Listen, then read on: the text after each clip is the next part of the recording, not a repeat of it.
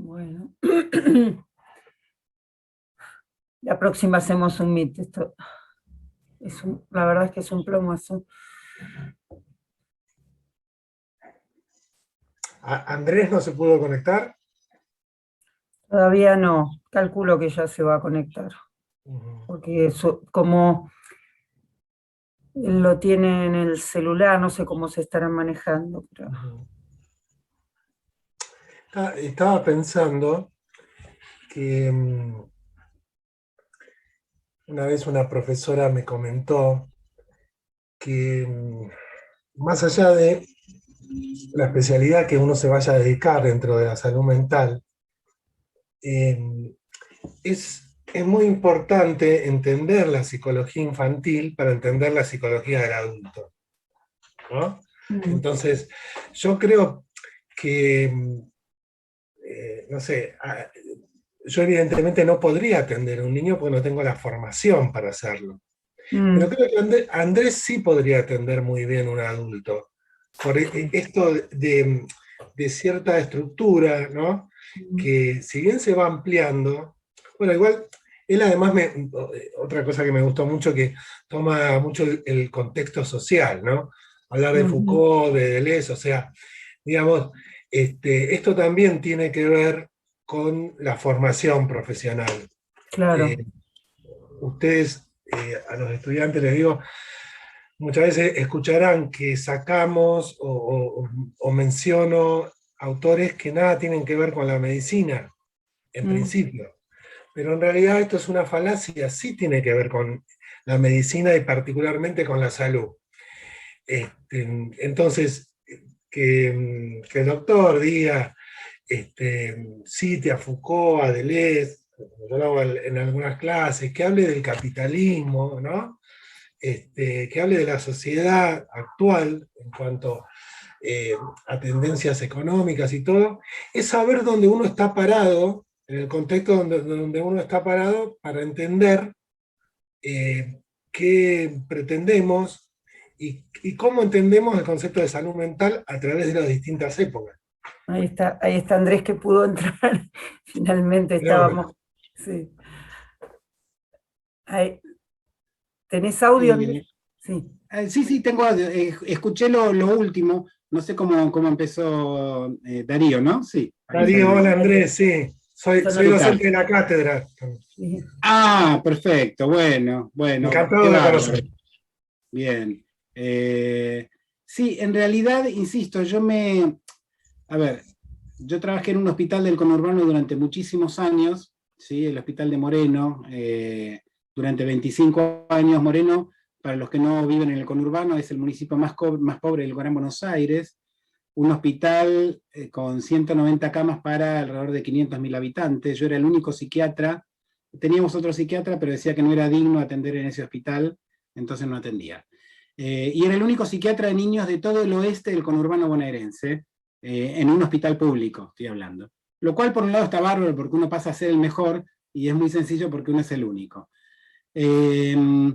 Entonces, desde siempre tuve, acompañándome en el consultorio, colegas psicólogos o médicos, muchos recién recibidos y algunos que les faltaba algo para recibirse, y veíamos juntos, éramos como 8 o 10, veíamos pacientes. Era mi manera de poder tolerar este tipo de trabajo, que era muy arduo, con muchísimos fracasos permanentemente y sin ningún apoyo desde lo social, Paciente que no conseguía medicación se iba sin medicación, no había mucha... Después lo fuimos revirtiendo con el correr de las distintas presiones que hicimos. Alguna vez le decía al director del hospital que íbamos a ir con todos los pacientes a la dirección y nos íbamos a quedar parados ahí hasta que nos dieran la medicación. Y conseguimos que el hospital la compre. Durante muchos años el hospital compraba medicación. Bueno, gracias a colegas jóvenes con los que nos reuníamos y supervisamos, escuché hablar de estos autores que en medicina no se hablan, y que en psicología sí se hablan. Entonces, cuando escuché hablar, y se lo escuché decir a gente que yo respeto mucho, pibes de unos 30 y pico de años, que trabajan muy bien, bueno, me puse a leer, y cuando me puse a leer lo dije, en principio descubrí que lo que hacíamos estaba dicho por estos autores. Me descubrí esquizoanalista, que es nada, en la técnica de Deleuze y Guattari, y dije, lo que yo hago es lo que están diciendo estos tipos. No es que yo los sigo a ellos y por eso hago esto. Entonces, descubrirse uno en algún libro empieza a profundizar y a entender qué es lo que estamos haciendo, quizás de una manera sumamente casera y a los ponchazos, ¿no? Pero es bueno ver que uno no está tan fuera de algún foco. De otro foco sí estoy muy, muy afuera. Sí, muy, muy, muy, muy. Hay colegas, nos hemos encontrado dando charlas en algún congreso, y me encontré después de una colega muy, muy renombrada que ha publicado muchos libros, decir, estoy en un todo en desacuerdo con la doctora y cambié mi charla y dije, ¿por qué motivo? Y nada, en realidad son estas cuestiones de pseudo rebeldía, pero que uno necesita decirlas. ¿Quién tiene ganas de preguntar algo o aportar algo más? Yo le quería preguntar si existe la necesidad del saber. O sea, si existe esa etapa supuestamente que un chico pregunta al todo el por qué, y si es una necesidad básica o si es algo que se construye socialmente. Bueno, te voy a dar muchas respuestas, perdón, pero esto es típico de los que trabajamos en salud mental, que no tenemos una respuesta. En principio, el tema de los por qué no tiene que ver mucho con saber, sino con jugar. El saber que si yo digo esta frase, el adulto, que es el que maneja la situación, empieza a ser manejado por mí. Entonces uno empieza, ¿y por qué? ¿Y por qué? Y se transforma en un juego.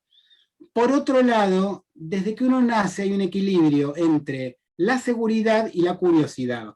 ¿Se acuerdan de esa vieja frase, la curiosidad mató al gato? Bueno, la curiosidad en exceso te puede matar, la falta de curiosidad te hace una persona limitada y encerrada en vos mismo y con una vida muy limitada. Esto también tiene que ver con cuestiones de temperamento, dicen algunos, que uno las trae. Yo creo que esto también se aprende. Entonces tenemos chicos que agarran una araña, la agarran en la mano y la estudian, y otros chicos que se quedan paralizados cuando la ven. ¿Sí? Yo era del segundo grupo. Hoy día las miro de lejos con una zapatilla en la mano, me tapo los ojos, me impresiona, pero la aplasto. Bueno, cosa que no se debe hacer. ¿Sí?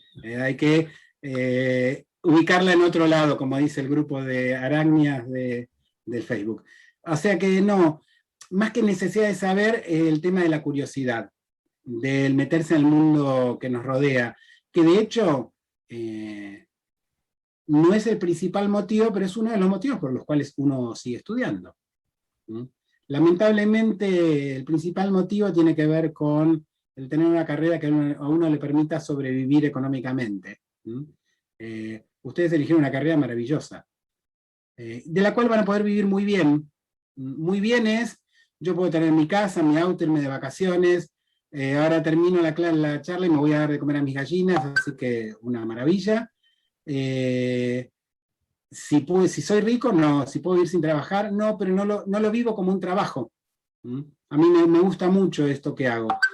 Igual, muchos años, si bien me gustaba tanto como ahora, no quería hacerlo tanto tiempo. ¿Sí? Esa es la diferencia entre un trabajo, pero es una carrera maravillosa.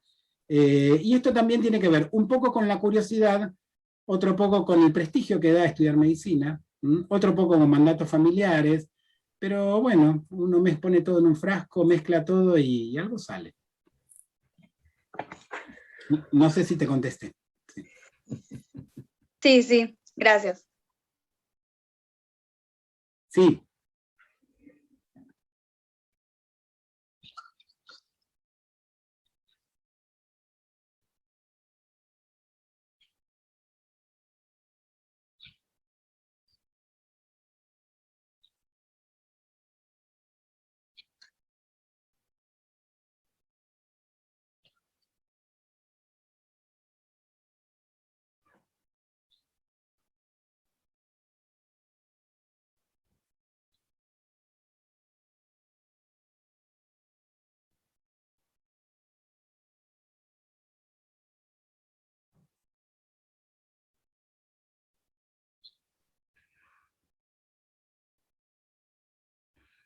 Bien.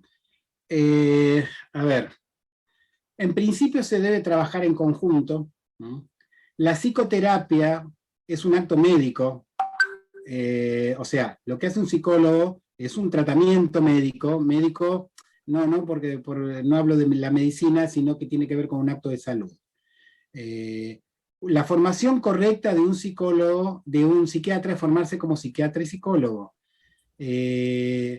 La única diferencia tendría que ser que uno es médico y puede utilizar la herramienta farmacológica. El único motivo, desde mi punto de vista, quizás tendría que pensarlo más, por el cual uno actúa primero desde lo farmacológico, es cuando no hay otra posibilidad de abordar un paciente que está excitado, un paciente que está en pleno delirio, un paciente que está alucinando. Yo no me puedo sentar a tratar de hacer un psicodiagnóstico porque hay cuestiones muy puntuales que me impiden acercarme al paciente. Un paciente que está hiperagresivo y que me quiere pegar, y yo no me puedo acercar al paciente y vamos a sentarnos, estamos hablando siempre de cuestiones muy puntuales. Lo ideal es el trabajo en conjunto.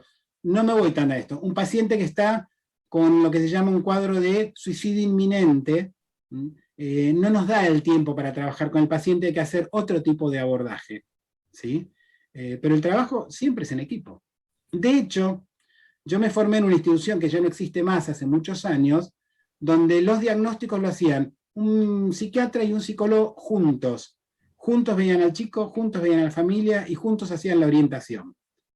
Y después veían quién tomaba el paciente. El paciente podía ser tomado en psicoterapia por uno o por otro, indistintamente, y entre ambos decidían si hacía falta o no el uso de la medicación. El médico era el que sabía qué medicación usar, pero el trabajo era de a dos. El tema es que la idea del trabajo en conjunto no siempre se puede poner en práctica. Yo no he pasado por muchos hospitales o por muchos centros de salud donde poder trabajar en equipo. No es sencillo porque no nos enseñan. Los médicos somos muy individualistas y los psicólogos también son muy individualistas. Y hay un montón de otras cosas que se nos juegan, ¿sí? Por ejemplo, dejar de lado los egos. Nos cuesta mucho. Y es muy común, Claudia se ríe, es muy común que hablen del papel médico hegemónico, pero yo he tenido, todos los días, tengo derivaciones de psicólogos que me mandan un paciente que me dicen, queremos saber tu opinión. Paciente que hace un año que está en psicoterapia y pretenden que en una consulta yo conozca más de lo que el psicólogo vio en un año. Eso implica ponerme a mí en un lugar que es mentiroso y ponerse a él en un lugar que también es mentiroso. Entonces, por un lado, la queja de el psiquiatra se arroga un lugar que no corresponde, pero por otro lado, no, vos tenés una mirada distinta. Uno no tiene una mirada distinta. Uno quizás tiene más años o qué sé yo, pero no va más allá. Más o menos, no sé si contesté por ahí.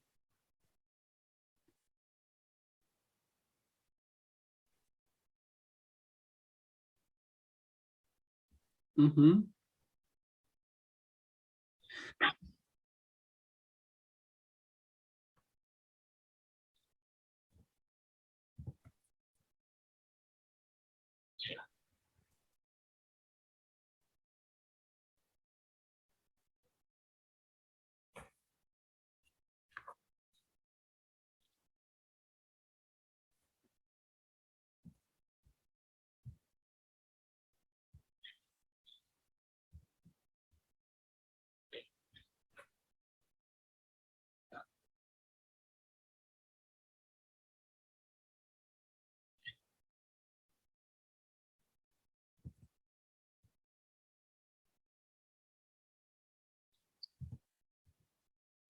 Bien, primero te hago una corrección, quizás no fui claro. Lo central no es la familia. La familia está atravesada por cuestiones sociales, ¿sí? Hay flujos sociales que llevan a que la familia funcione como funciona. Cada familia, de acuerdo a historias transgeneracionales, puede esto procesarlo y llevarlo a sus hijos de una manera distinta. Vos hablaste de culpa, uno no habla de culpa. La culpa es la manera que tenemos de castigarnos cuando sentimos que estamos haciendo algo que está mal. Uno habla de responsabilidad. Y sí, los padres son responsables de lo que le pasa a los hijos, ¿sí? Entonces, Si uno tiene la posibilidad de trabajar con estos padres, sí se hacen responsables y se les muestra y se les da, hay herramientas para que puedan cambiar actitudes, ¿sí? La psicoterapia se basa en la necesidad de hacer cambios, y cuando digo cambios en lo cotidiano. Voy a hacer una pavada. Todos los días te levantás a las 10 y desayunás, bueno, a partir de ahora te vas a levantar a las 10 y vas a ir a caminar. Cambios en lo cotidiano implica cambiar actitudes de la vida de todos los días, porque si no uno puede estar trabajando sobre una problemática durante años, pero si uno no cambia algo concreto, esto va a seguir igual, ¿sí? No alcanza con hablar. Se habla mucho del tema de la palabra. Cuando hablamos de la palabra, hablamos de todo lo simbólico. La palabra, la actitud, la manera de vincularse con los otros. Yo adhiero hoy día a teorías que dicen que uno es a partir del encuentro con los otros. De hecho, ustedes lo van a ver, no son los mismos con un compañero que con su pareja.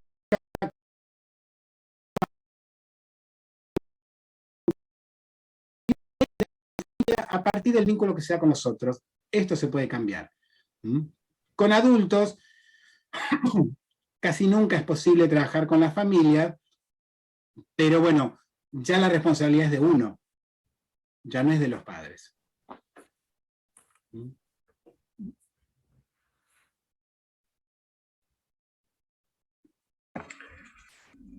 Tengo una duda, pero no sé si me voy a meter mucho.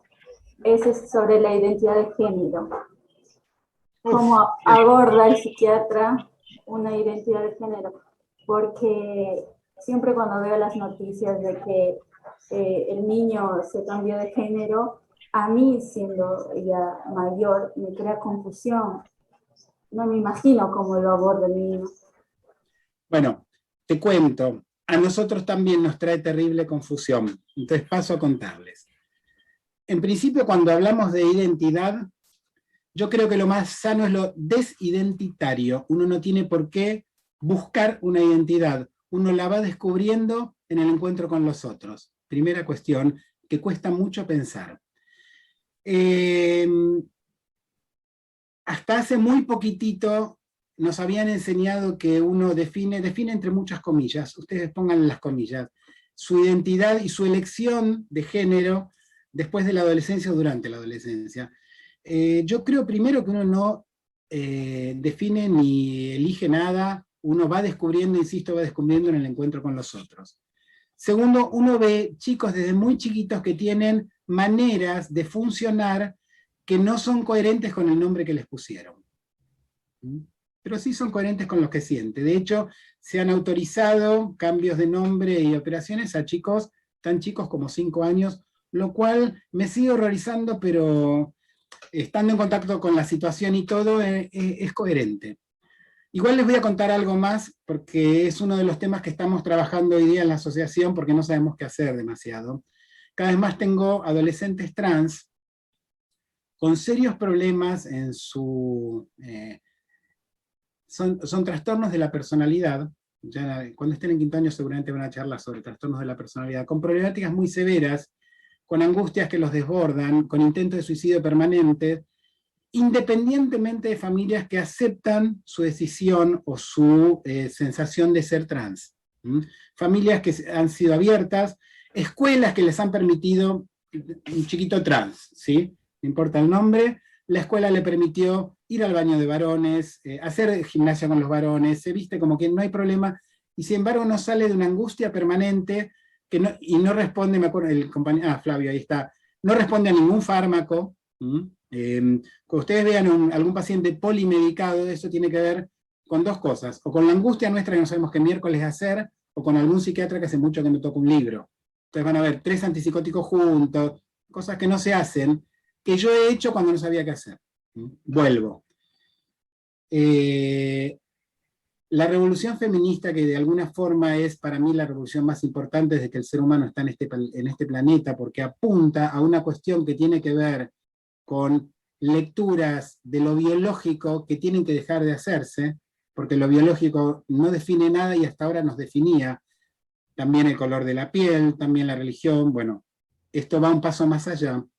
Yo creo que también genera esto de tener que decidir si uno es hombre o si es mujer, ¿sí? y uno, insisto, no tiene por qué elegir, y estos chicos sienten que tienen que elegir. A partir de ahora no soy más Juanita, a partir de ahora soy Juan.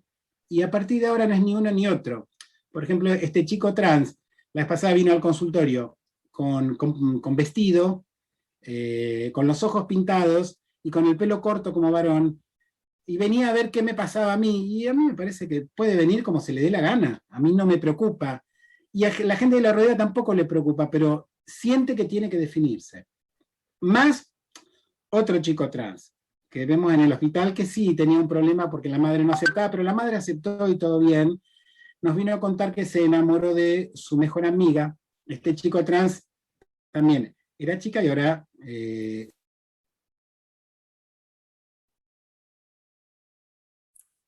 Está silenciado. Ahí está, la computadora decidió mutearse. Cuando le dice a su mejor amiga que está enamorado de ella, ella le dice que ella también, pero que ella es lesbiana, entonces no puede estar con un chico trans. Entonces nos mirábamos con la colega que es concurrente mía, psiquiatra, y decíamos, ¿viste? ¿Qué es lo que está pasando? Porque físicamente ambas son mujeres, sienten ambas que tienen que identificarse con un género, lo cual no tiene por qué ser así, y les ha traído una problemática entre ellas muy, muy seria, cuando en realidad ambas se aman. Bueno, esto todos los días. ¿A qué va a llegar? No sabemos. ¿Por qué? Porque no hay bibliografía sobre esto. Entonces, cuando no sabemos algo, vamos a los libros. No hay libros de esto, pues se está escribiendo ahora. Y tenemos que ponernos a escribirlo nosotros, y yo no escribo, a mí no me gusta, así que estamos con colegas del capítulo de familia de la Sociedad de Psiquiatras tratando de entender de qué se trata todo esto. ¿Sí? Igual creo que todo el mundo. Y como siempre nos dan más pautas los antropólogos, los filósofos y los sociólogos que la gente que trabaja en salud. Que en realidad no trabajamos en salud, trabajamos en enfermedad. ¿Sí? Cuando ustedes dicen un hospital es un centro de salud, mentira, es un centro de enfermedad. Uno va cuando está enfermo y sufre. Nosotros estamos todo el tiempo en contacto con el sufrimiento, no nos viene a ver gente sana. Las pocas veces que vino a verme algún paciente sano, le dije que yo no atendía gente sana. Esa gente dice que quiere hacer terapia, no, que vaya a estudiar filosofía, que no venga a hacer terapia si no tiene conflictos para resolver. Me fui de tema. No sé si te contesté. Sí. Igual es confuso, sigue siendo confuso. Es confuso, claro. Es muy confuso. Perdón, pensaba, estas situaciones inéditas que vivimos en la sociedad, no solo no están en los libros de medicina, no están en ningún lado, porque son situaciones que las sociedades están viendo como nuevas, y que realmente hay que reescribir una historia, ¿no? O generar una historia de todo esto que hasta ahora no existía. Son descubrimientos. Es una maravilla poder estar viendo todo esto, ahora es mucho sufrimiento. ¿Sí? Sin embargo, insisto, hay una revolución que tiene que ver con la caída del patriarcado que no tiene vuelta atrás ya. Por suerte no tiene vuelta atrás, y que tenemos que entender hacia dónde vamos. Y bueno, no está mal el no entender.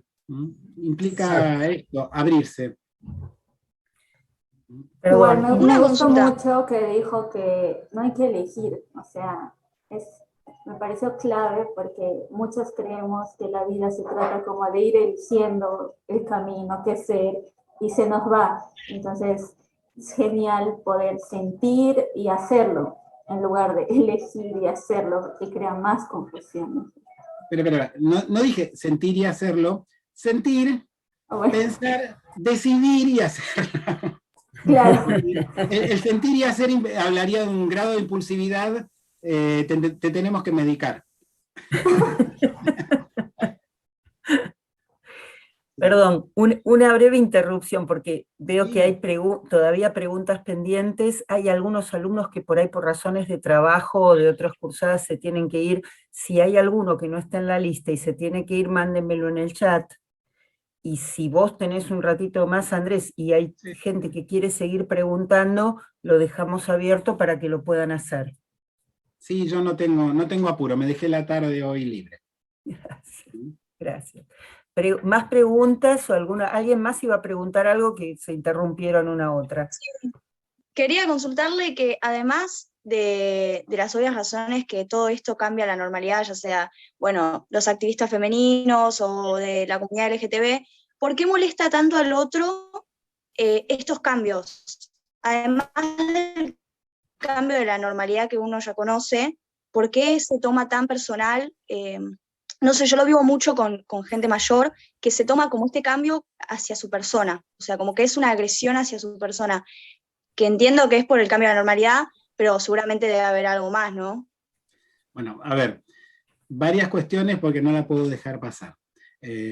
Bueno, yo también soy alguna gente grande y todo esto me conmueve mucho, muy bien, me lleva a tratar de entender, pero porque estoy entrenado en tratar de entender. En principio usaste la palabra normalidad. La normalidad y la salud son opuestos.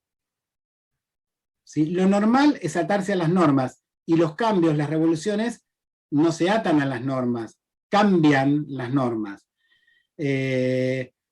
La salud, sobre todo la salud mental, había un psiquiatra inglés, los de la escuela de la antipsiquiatría, el doctor Cooper, la Ian Cooper y todos aquellos, que decían, ellos hablan de la esquizofrenia, de la psicosis, que decía es un intento erróneo de llegar a la salud que es opuesta a la normalidad. La normalidad es atarse a las normas, y las normas muchas veces no son muy sanas, ¿sí? Si vos estás en el medio de una cancha de fútbol y haces una avalancha para aplastarlo de abajo, la norma es esa, ¿sí? La norma es hombres, mujeres, respetar el poder, ¿sí? Los mayores son los que saben, los chicos no saben nada, bueno, hay un montón de normas. De hecho, toda la estructura del derecho legal son normas, muchas veces muy poco sanas. Entonces, primero eso. Segundo, todo cambio inquieta, claro. Cualquier ruptura de la rutina inquieta. Si uno es más curioso, le va a gustar romperla. Si uno es menos curioso, va a tratar de resistirse al cambio, ¿sí? Porque por otro lado, el cambio implica el cuestionamiento de uno mismo. Si todo cambia, ¿dónde quedo yo? Si todo cambia y vamos hacia lo desidentitario, ¿qué cosas me tengo que preguntar? ¿Sí? Entonces, es más cómodo y más seguro quedarse donde uno está, ¿sí? ¿Vieron cuando dicen que uno es feliz en la ignorancia? Es real eso. El saber no te hace más feliz. ¿Mm? El leer filosofía no te hace para nada más feliz. Ahora, un señor, a fines del siglo XIX, un tal Sigmund Freud, decía que, esto Claudia y Darío seguramente esto lo manejan mucho mejor que yo, decía que la felicidad es equiparable a la muerte, porque uno se queda haciendo la plancha esperando que siga la vida. Lo que te hace seguir, lo que te hace progresar, lo que te apasiona es lo que te inquieta, lo que te hace preguntas, lo que te hace moverte, ¿sí? El poner en marcha tu deseo. Y deseo no es lo que falta, ¿sí? De acuerdo a un tal Deleuze y a otro tal Guattari, el deseo construye mundos y te abre puertas, ¿sí? No es que ustedes estudian medicina porque les ha faltado, porque tenían el deseo, porque nunca fueron médicos. No, no. Están construyendo un mundo distinto a partir de algo que se imaginan o que está en su inconsciente y que les va a abrir otras puertas y les va a abrir otros mundos y van a seguir fluyendo. Si ustedes se quedan cómodos acá, con esta normalidad, ya está, se quedan ahí quietitos en un rincón. Que es lo que hacemos muchos a veces. ¿Sí?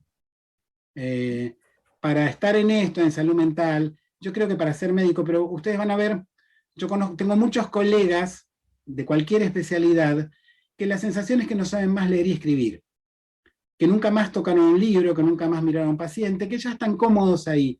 Es muy inquietante, ¿sí? Es muy inquietante. Una de las cuestiones, un tal filósofo, un tal Nietzsche, hablaba de los cambios que se producen cuando él habla del superhombre. Abro paréntesis, yo no leía a ninguna de estas personas. Yo escucho clases muy interesantes que las da gente que sabe explicarlos. Algún día quizás agarre los libros, pero bueno, mientras tanto escucho clases.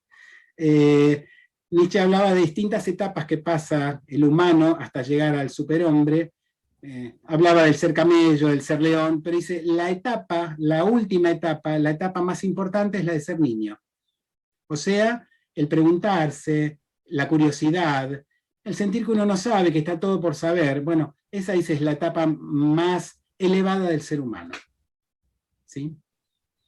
Bien. Yeah. Genial. ¿Alguna pregunta más? Sí. Doctor, me gustaría saber, en el caso de cuando un niño de 4 meses, por ejemplo, no sonreí, o que uno de 8 o 9 meses no llore cuando uno se lo olvida, ¿qué tipo de intervenciones se pueden hacer? Bueno, que se pueden, no, se deben hacer. En principio, como siempre en salud hay que hacer un diagnóstico y ver si esto tiene que ver con una característica particular de este chico con tiempos distintos, porque no se olviden que en medicina hablamos de estadística. Estadísticamente, ¿se acuerdan de la curva de Gauss? No sé si lo estudiaron en el colegio, lo que es la curva de normalidad. Dentro de ciertos límites uno habla de normalidad. Cuando escapa de esos límites, hay que ver si esto es patológico o si es parte de un desarrollo particular. Teóricamente el pediatra lo sabe, la mayoría de los pediatras no lo saben. La idea es que haya un equipo formado por un pediatra, un psicólogo, un neurólogo, un psiquiatra, o lo más aproximado a esto, que puedan entre todos ver el chico y hacer un seguimiento y ver si hace falta algún abordaje. Abordajes tempranos en chicos autistas dan buen resultado, porque el chico, al ser estimulado de otra manera, al ser más estimulado, a veces se revierten estas cuestiones, ¿sí? Así que, en principio, como siempre, en medicina se parte de un diagnóstico.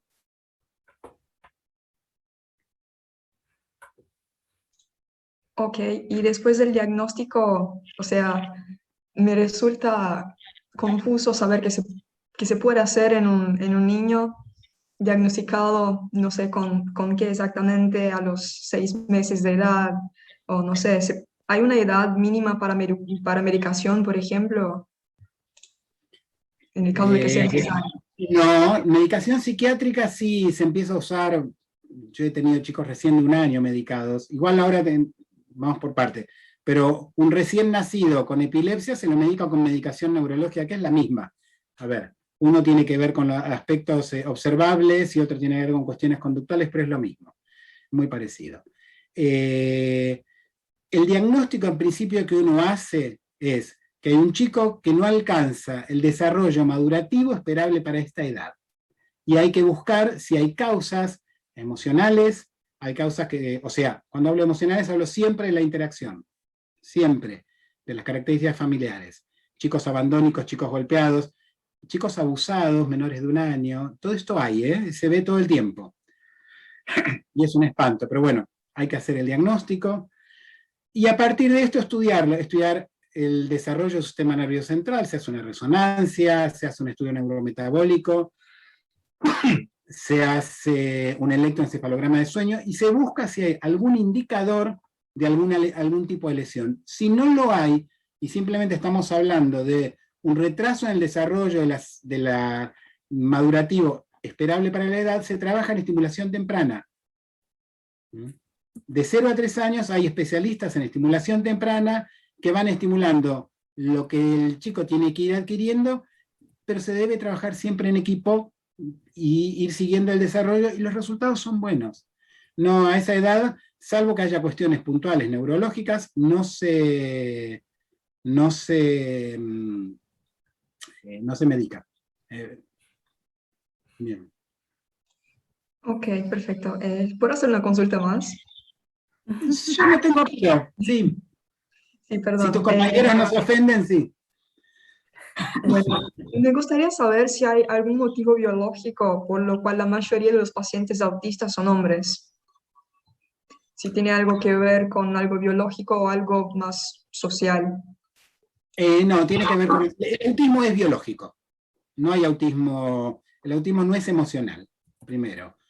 Cuanto más grave es la patología, en general la base biológica es mayor. De hecho, es para discutirlo, pero yo acuerdo que la esquizofrenia vendría a ser como un autismo frustro, un trastorno del neurodesarrollo que produce este tipo de daños. En familias no tan patológicas uno ve sujetos con psicosis muy graves, pero el autismo es biológico y se habla de, como siempre en medicina no sabemos algo, multifactorial. O sea, la verdad no tenemos ni idea. Sí hay cuestiones del neurodesarrollo claras, sí, hay vías no desarrolladas. Como yo le digo a los papás, hay enchufes que están enchufados distinto. mucho tiene que ver lo medioambiental y el uso de agroquímicos. Yo vivo casi en el campo. A media cuadra de mi casa empieza el campo cultivado. Estamos tapados de glifosato. Bueno, pero no hay smog, qué sé yo. Igual no me vine acá ni por el glifosato ni por no glifosato. Es casualidad. Pero volviendo, es multifactorial y hace pensar en una base genética el tema que duplica el número de niños, la cantidad de niñas. Igual, esto, cuando yo empecé a hacer psiquiatría infantil, ver un autista era raro, y hoy día un trastorno del neurodesarrollo, o trastorno del espectro autista, o los 1500 nombres que le ponen, a mí me gusta más psicosis temprana, es el principal motivo de consulta de los niños antes de los 6 años. Antes estaba lejos de ser la principal causa de discapacidad, hoy día no. Hoy día estamos... Y bueno, todos los tóxicos medioambientales claramente tienen mucho que ver. No me cabe duda, pero no tengo ninguna evidencia. Insisto, no me manejo con la medicina basada en la evidencia, ¿sí? Esto me llevó a alguna discusión con algún colega, pero bueno, después de dar una charla, me decía, eso está muy mal. Bueno. ¿Quién más? Muchas gracias. ¿Te puedo hacer una pregunta? Sí. Por ejemplo, si un niño crece bajo el ala de una madre que, no sé, tiene una patología como esquizofrenia, ¿este niño podría como afectarle al niño y tener esquizofrenia también o alguna patología parecida? Bueno, sí, te voy a contestar. Hay quien habla de una base genética de la esquizofrenia. Hay en las familias de pacientes con esquizofrenia, igual que en las familias de chicos con autismo, un mayor porcentaje de gente con enfermedades psiquiátricas severas en la familia. Lo que pasa es que el tema del niño y de la crianza tiene que ver con la función, no con la mamá. Si hay alguien que cumpla con la función materna, no va a haber problemas. Si no lo hay, este chico va a tener serios problemas, aun cuando tenga un sistema nervioso central intacto, por lo cual no va a tener una esquizofrenia, pero una madre esquizofrénica, por la mirada tan particular que tiene sobre el mundo que la rodea y sobre ella, le es muy difícil generar todas esta situación de seguridad, de cuidado, de afecto que el chico necesita, independientemente que lo quiera. Entonces, yo veo chicos de madres esquizofrénicas con problemáticas muy, muy, muy severas de grandes, sobre todo cuando quien ejerció la función materna, que no hace falta que sea la madre, puede ser el padre, el abuelo, una tía o quien sea. El tema es la función de cuidado, de protección. Esto de la gallina poner el pollito bajo el ala, alguien tiene que cumplir con esto. He visto padres que cumplen con la función materna. ¿Sí? Hoy hablamos de funciones. Perdona, Andrés, te interrumpo porque ahora se va a cortar y ya ahora dejamos cerrado, entonces me sugería Darío con muy buen tino avisarte para poder hacer un cierre y despedirte. Bueno, si ustedes quieren hacer un cierre, genial. Lo mío es, sigan adelante con medicina, es una carrera maravillosa. Déjense atravesar por la pasión. Te agradecemos muchísimo, muy interesante tu clase, creo que para todos, para los alumnos y para nosotros los colegas también, da mucho para seguir charlando todo lo que comentaste, y te agradecemos tu tiempo, que sé que es muy valorado y que lo cuidas muy bien, así que muchas gracias por compartirlo con nosotros.